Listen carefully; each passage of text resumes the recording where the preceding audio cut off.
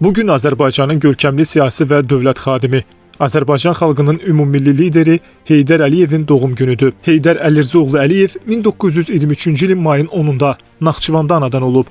1939-cu ildə Naxçıvan Pedaqoji Texnikumunu bitirdikdən sonra Azərbaycan Sənaye İnstitutunun Memarlıq Fakültəsinə daxil olub.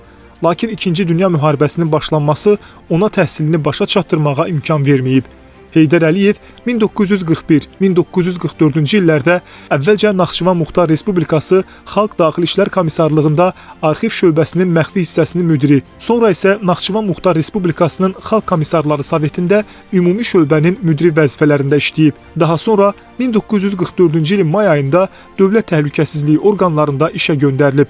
1967-ci ildə Azərbaycan SSR Nazirlər Soveti yanında Dövlət Təhlükəsizliyi Komitəsinin sədri vəzifəsinə təyin edilib və həmin ildə ona general-mayor rütbəsi verilib. Azərbaycan Kommunist Partiyasının Mərkəzi Komitəsinin 1969-cu il iyulun 14-də keçirilən plenumunda Heydər Əliyev Azərbaycan Kommunist Partiyasının Mərkəzi Komitəsinin birinci katibi seçilib.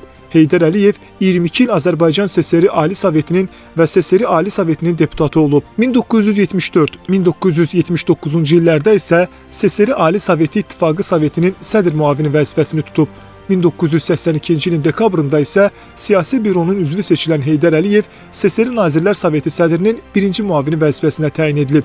Heydər Əliyev 1987-ci ilin oktyabrında Sovet İttifaqı Kommunist Partiyası Mərkəzi Komitəsi Siyasi Bürosunun və şəxsən baş katib Mikhail Qarbaçovun yeritdiyi siyasi xəttə etiraz olaraq tutduğu vəzifələrdən istefa verib.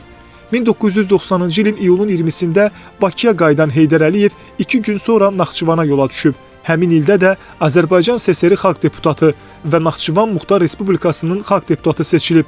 1991-ci ildə sentyabrın 3-də Heydər Əliyev Naxçıvan Muxtar Respublikası Ali Sovetinin sədri seçilib və müvafiq qanunvericiliyə əsasən həm də Azərbaycan Respublikası Ali Soveti sədrinin müavini olub. Bu vəzifədə o 1993-cü ilə kimi çalışıb.